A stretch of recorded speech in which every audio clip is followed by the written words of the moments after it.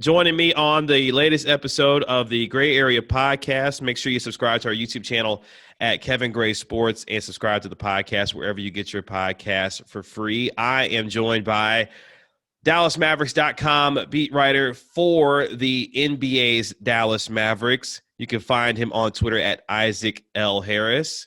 Isaac Harris joining me on the program. What's going on, man? Man, what's up, Kevin? Thank you so much for having me on here. It's a blast, and I mean, we both like the Mavs, so the Mavs are underway. This is training camp week. This is what we've all been waiting for over the past 3 months. So exciting times for the Mavericks. Yeah, and I was thinking about it before we got on, is this one of the more exciting seasons that has been anticipated in quite some time, coming off of a playoff appearance, Luka Doncic, emergence as a superstar in this league? Can you think of a more exciting season in recent memory, given what this team is starting to become now? Man, not in recent memory. I mean, it's just everything is about, Luka, and rightfully so, but seeing Luka's rise to, a lot of us thought he would be good, but even the biggest Luka truthers couldn't have predicted, or probably didn't predict that. An MVP conversation in top 5 MVP guy in year 2. That's unheard of. So to go from that, making the playoffs in year 2 of Luka, now going into this year 3 of, man, what if we have a healthy KP for most of the season or the playoffs? And they killed it on draft night. They had a great week, I thought. And I think it's just this progression of this young team. And yeah, I think this is the most excitement around the Dallas Mavericks in years. Yeah. So let's break it down a little bit. A team last year that made the first round of the playoffs, won over 40 basketball games, obviously was bounced out of the first round by the Clippers. But for you, what did you learn about this team last season that going into this year says, okay, this team is ready to take the next step now, given what they have gone through in terms of that playoff experience? Yeah, I don't want to be about Luka Doncic the whole time, but I think it's just honing in on the fact that Luka is that good. And, like I said just a little bit ago, it's like we knew Luka was going to be good as a rookie or year 2, year 3, whatever it was. But a lot of times if you're a star, this doesn't come until, 5 years down the road, a little bit into your career, and for it to be your sophomore season. And so I think that was, if I had to say, my biggest takeaway for the Mavericks last year was Luka is already there. And Luka is already at the level to see him, even looking at that playoff series. And, even though the Dallas Mavericks got beat in that series, but there was a lot of what ifs. We want to do the what if card. Like, what if they didn't get hurt? And what if there wasn't suspended? Like all this stuff. But to see Luka in a playoff setting, when the game's on the line, hit a big clutch shot, to see Kawhi Leonard, Paul George, these guys take their turns on him, and him just body Kawhi in the paint and get to the rim at will. These were moments that you're like, man, this is what I want the finished Luka to be able to do. And he's not He's not close to the finish line yet. And he's in year 2 and he's already doing that. So, in any good team that wants to win a title, you have to have that guy for the most part. We saw LeBron and AD last year, and it's like, you look at the Lakers last year, they were 11th in the league offense-wise, outside the top 10, but they were top 5 in defense. But it doesn't matter that much when you have a LeBron and AD offensively, that when you get to the playoffs and the game's on the line, it's the fourth quarter, you have stars in LeBron and AD. So that's where, Dallas already has their guy, and now it's about finding the pieces to fit around him and getting KP healthy, obviously. And do you feel like the Mavericks addressed that, obviously looking at the draft with Josh Green out of Arizona, Tyler Bay out of Colorado, Tyrell Terry, of course, out of Stanford, and others, and then you look at free agency in the trading period, Josh Richardson coming to this basketball team, James Johnson, the second-degree black belt, coming to this team. Do you feel like this team adequately addressed the needs, especially defensively, which seems like is going to be the focus going into this year? Yeah, when they went into that offseason week, because everything happened over that week, it was crazy. But when they went into that offseason week, I was looking at this and it's like, all right, can the Mavericks possibly upgrade a rotation spot? Can they highlight one area in the starting spot, whoever spot it was, and upgrade that with like a more of a win now vet that fits better on the team.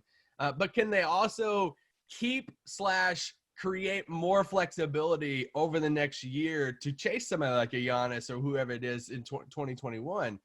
And my whole thought process on that was, all right, well, if they do one of those things, that means they have to use the draft picks to do it. You have to use the 18th pick and 31 to, offload a contract for more cap space. Or you have to use those picks to upgrade that rotation spot and get a better win now vet. And they did both of those guys, and they added a pick. And it's like, that's what's crazy is that, Josh Richardson, I think he is the upgrade. He is the vet upgrade in the starting unit that I think fits seamlessly alongside Luka. Rick Carlisle said the other day in a presser in training camp was saying, we've been searching for that guy to go alongside Luka that can guard other point guards in the league. And they feel like they found that in Josh Richardson. And, Seth, we love Seth, but it's like the trade-off of that. Seth's going to excel up in Philly and shooting off those guys and everything. Yeah. But Josh brings a little bit more defense at that spot. And the thing about, Seth, trading out Seth for Josh is these contracts and sending DeLon off to Detroit, who had fallen out of the rotation for Carlisle. But both of those guys were making, around $8-9 million in 2021. So now you kind of swap these guys out for an expiring, if we're just talking about money, right, an expiring contract in James Johnson, probably an expiring contract in Josh Richardson. He has a player option in 2021 that, you assume he'll probably not pick up to get a bigger payday. But they created more cap space in 2021. They got their roster upgrade, and they walked out of the draft with 3 draft picks. It's like, man, this would have been a heck of a year to have summer league. Like, this would have been a lot of fun. Like Josh Green, Tyler Terry, Tyler Bay. So it's like they still have a young core now that they can try to develop, but they're also a win now team too, who got better with their vets. I thought they didn't go out and sign like a crazy big contract that me and you are sitting there having to defend right now. I'm glad they didn't sign Danilo Gallinari. I'm glad they didn't do that. Yes, I'm glad I'm not having to sit here and talk to him about, you know what, $20 million's not that much, and having to kind of bullcrap it. But yeah, they didn't sign one of those big deals. So I thought they patched all the holes really, really well and had a great week. So before we move to the veterans on this team, Josh Green, the number 18 overall pick out of Arizona, do you like the fit for him here and what he's going to bring to this team, and where do you see him starting to go for this team going into the season?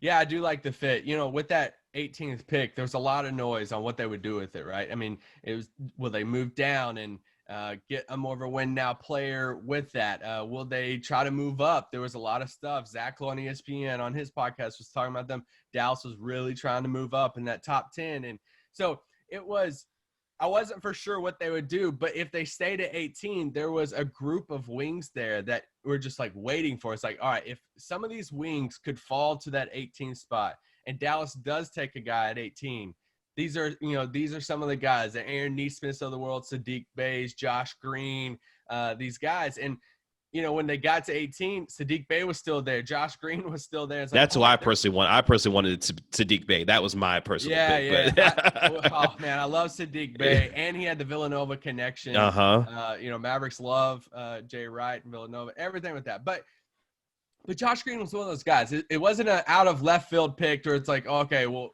this pick doesn't make sense. It totally made sense. You talk to any of the pre-draft guys that know way more than I do, they just hyped up Josh Green so much defensively. And if you go to, even day one of camp, Rick Carlisle said, they are blasting from the tornado sirens in Dallas that it is defense first in training camp. Like, everything was about defense this offseason. And Josh Green was arguably the best perimeter defender in this draft, or at least one of them. And they wanted to take the swing with that. And he's a young kid. He's like, I think he's 19, 20, and say, hey, let's get this guy in here and see what he's about defensively. Now, fitting into the rotation, I think will be interesting. I think it's a reminder that this is a super quick turnaround for the rookies. Yeah. And something we've never seen before, that literally they were just drafted a week or so ago, and now they're in training camp.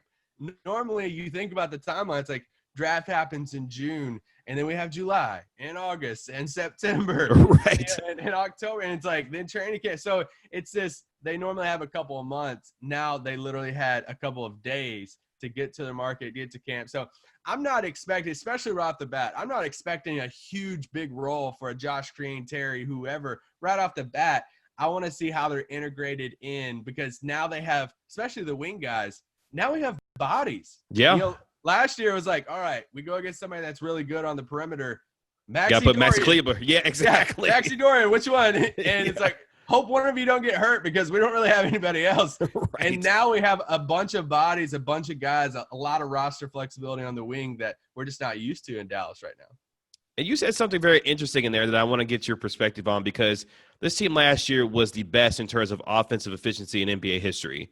And now the focus this year clearly is on the defensive side of the basketball. Do you fear, and I don't know if this will be a silly question or not, but do you feel like there may be an overcorrection when it comes to that? Because they were, I believe, 18th in defensive efficiency last year, while obviously being the best in terms of offense. Do you fear of an overcorrection potentially with respect to the focus that will be on the defensive end this year? I don't fear it as much, because we still have Luka, and Bobby Carlisle at Mavs.com with me. He was telling me the other day, he was showing me numbers during Dirk's prime, and he was like, when the Mavericks had Dirk for years on years, it's like they never ever fell out of the top 10 offense wise, and a lot of the years they were top 5, because when you have an offensive juggernaut like that, then it naturally keeps your team up there. And we think that Luka is that same type of player, and he runs the offense. So I think Luka in itself keeps the floor offensively for your team very, very, very high. Yeah. But I also don't want us to freak out if Dallas falls out of the top 5. Let's just say they're like 8 or 9 in offense. They're like, whoa, we gave up some of our offense. But we're top 10 defense. That's what we have to focus on, defense. When you look at the best teams in the league last year, you look at the Lakers, who were 3rd in the league. You look at the Clippers, who were 2nd in the league. You look at the Bucks. They were number 1 in the league in defense. These are elite teams. These were the highest probability for championship odds going into the playoffs for a reason. So if we have to sacrifice some offense to focus more on defense, that's great. And it kind of goes to the point I said a while ago about the Lakers. They were 11th in the league offensive efficiency-wise last year. Yeah. They didn't have any problem scoring when it came to the playoffs. That's true.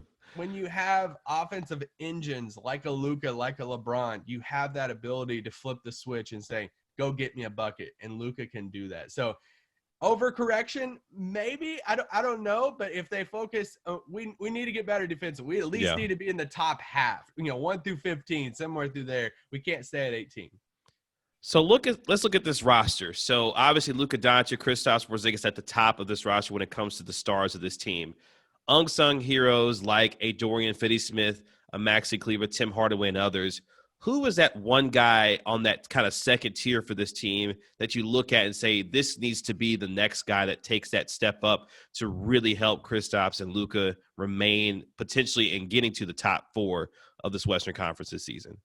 Well, I really want to see what Josh Richardson's about as a number 3. I think a lot of us kind of look at what his role was in Philly or look at some of his numbers in Philly and say, all right, did he really go? Is he starting to go down now? And it's like, he's just 27. It's not like, that was another thing in the Josh Richardson swap. Basically, Seth's almost 4 years older than Josh Richardson. So that's crazy to think about. But I want to see what he's like. I want to see how much playmaking Josh Richardson has. When he was in Miami, he was considered a very key part of that team, a few years ago, and he was the key piece in the Jimmy Butler trade.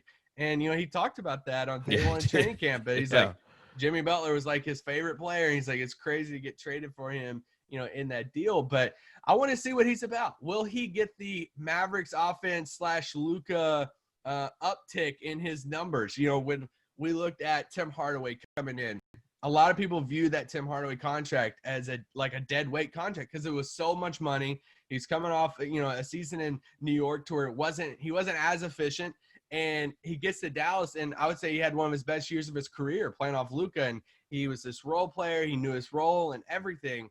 So in the same vein, I want us to look at Josh Richardson and say, could this be the best offensive season we could see of him coming up? We might. And so I want to see what playmaking looks like for him. I want to see, Tim Hardaway. Can he shoot the ball at the same level as he did last year? Can he be another 40% three-point shooter like he was? Yeah. But Josh Richardson, if I had to pick up one guy, it's Josh Richardson, and just how good, not just a point guard defender, but how good offense and defense, like complete package, can Josh Richardson be for the Mavericks this year? That's something I'm looking out for. And as I look at this coaching staff, obviously Rick Carlisle, another season with this basketball team, saw a departure, and Steven Silas become the head coach of the Houston Rockets. Oh, poor guy.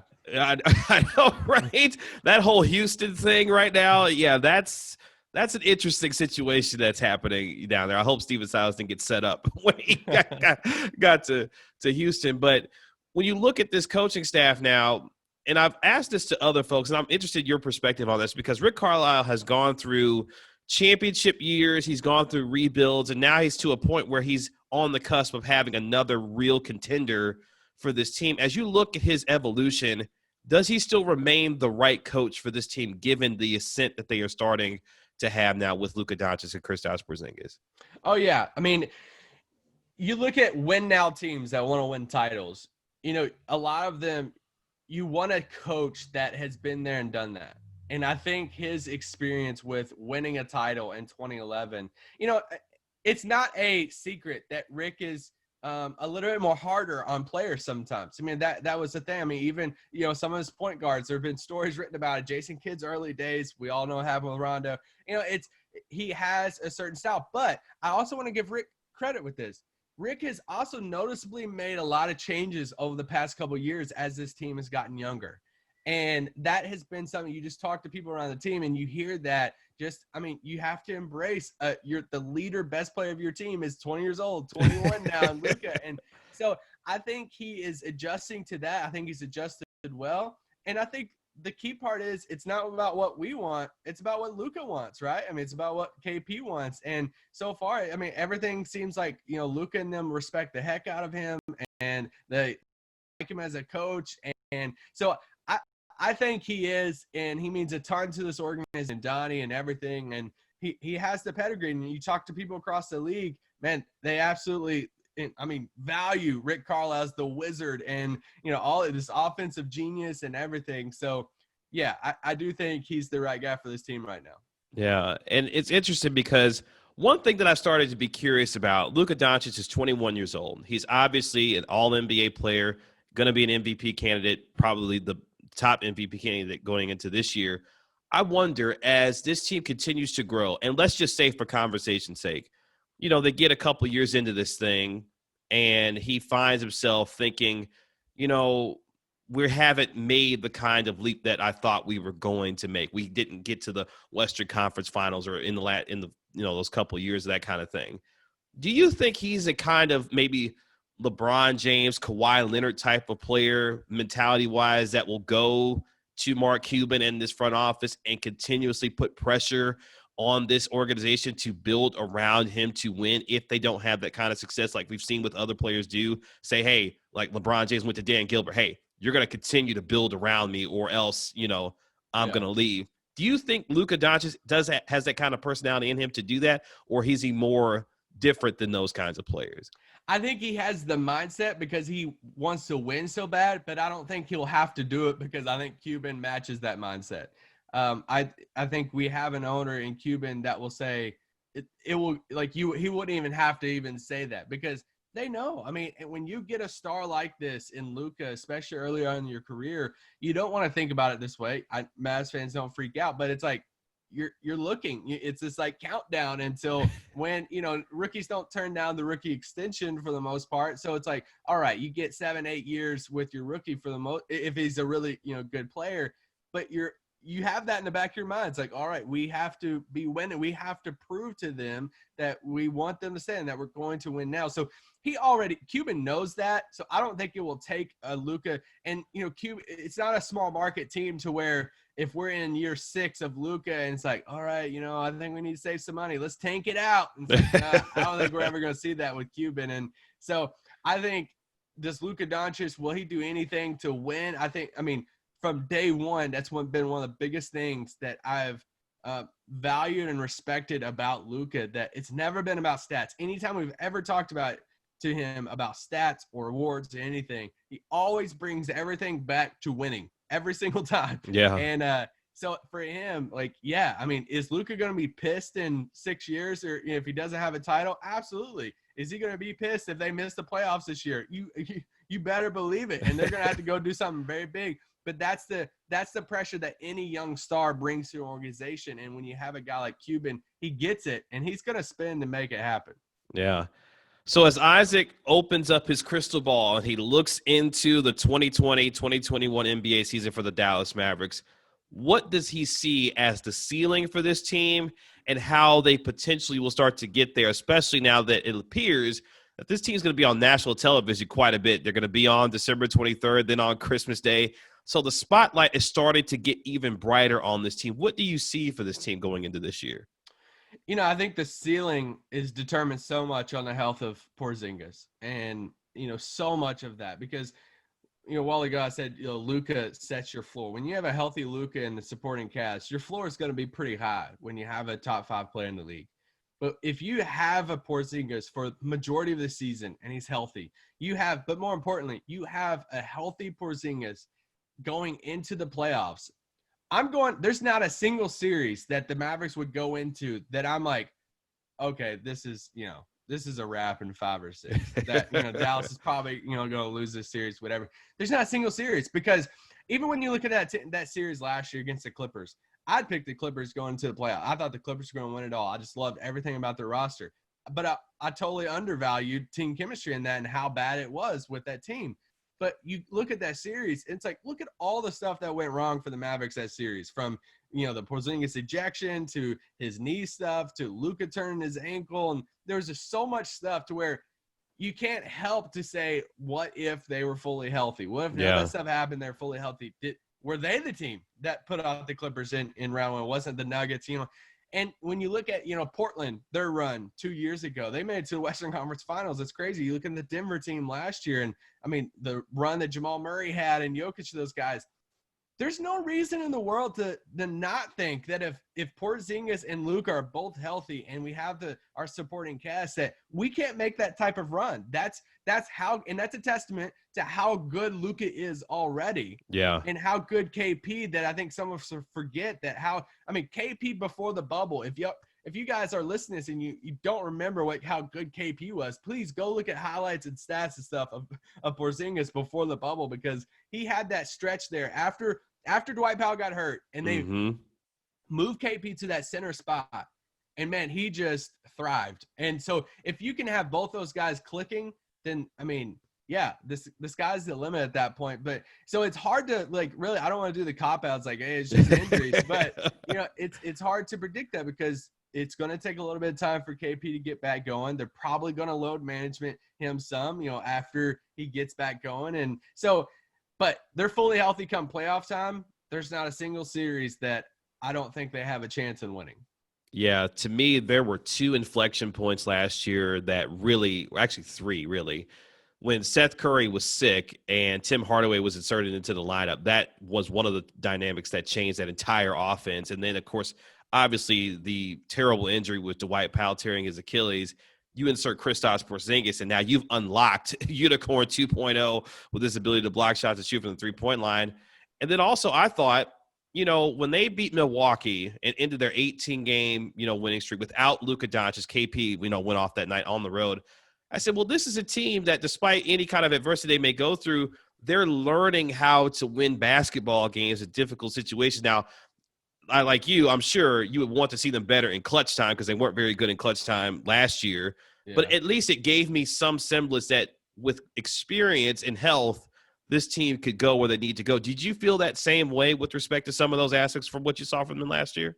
Yeah, that's the key to it. You got to be able to win different ways. Yeah. And that's good teams can win in different fashions. You can't just, you look at Dallas last year and look at their record when they didn't score 115 points a game, or they didn't, they didn't hold their opponent to under 110 points a game, whatever it was. So it's like, you have to be able to, it's kind of like an NFL team.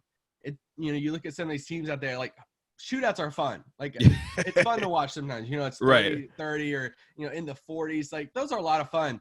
Now, some people don't like defensive games, but I do. I like a good defensive, like 9-6 or, 10-6 or something like that. Defensively and stuff. So what Dallas is trying to do right now in training camp is how can we get our defense much better, like we talked about, to win if our offense is off, if our shots not going in, or Luka's off, or Luka and KP's out, Luka's not shooting it well, and nobody's really hitting the shots. Can our defense be good enough to where it keeps us in games, to where then you can win some of these like gritty, tough games, and you just grind them out? It's like that will be when I'm the most proud of the Mavericks in the season. It's like when they win one of those games, some things are changing, because it's just right now it's been the shootouts, and they're fun to watch. I get it's a lot of fun when you have Luka and those guys, but to see, I want to see different ways that you can win basketball games. And like you said, that Bucks game, they didn't have Luka, so when you see the Mavericks team win without Luka, it's like, all right, here's another way you can win. Porzingis loved that too. It's like, all right, cool. I feel like I could still carry a team too, when Luka's off the floor. So that's the key, is how can you win basketball games multiple ways? That's what really good teams do. Before we get you out of here, obviously it's a busy time for you and your team over at Mavs.com. What are you working on? What are some things that fans can look forward to from Mavs.com this year, given how close the season is to starting now? Yeah. Well, I'll plug my piece with Tyrell Terry I wrote last week. I talked to him, I guess it was a few days after the draft. I talked to him on the phone for a while, and just an awesome kid, man. He is super smart. Just go read. He talks about his draft night, what happened on draft night, and getting a text from Luka Doncic that night right away, which I thought was really cool, because that just shows that Luka is already picking up that Dirk leadership mantle, that on draft night he's texting a second-round pick almost immediately after they're drafted, welcoming him to Dallas, and like, if you need anything. I thought that was super cool. And the dude's super smart. He broke like an IQ test and, the NBA pre-draft process, and just everything. Him talking about the narrative of being too small and how he like kind of fell into that. And he's like, I believed all the, if we want to say, haters about how he was too skinny and too small, but now he's overcoming that. And so anyway, go read that. We have more written pieces coming. I'm writing some on Tyler Bay too, and Mavs Daily.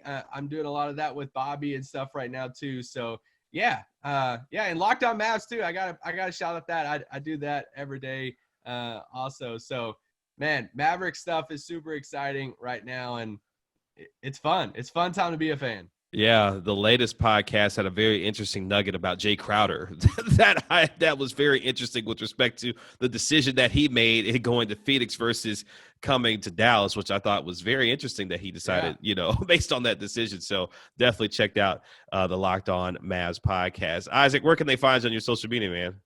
Man, yeah, I do most of my stuff on Twitter. So it's just Isaac L. Harris, and just follow on Twitter. I'll post anything I ever do with Maverick stuff on Twitter, and there you go. He does no TikTok. No TikTok. no dancing on the TikTok. None of that. TikTok.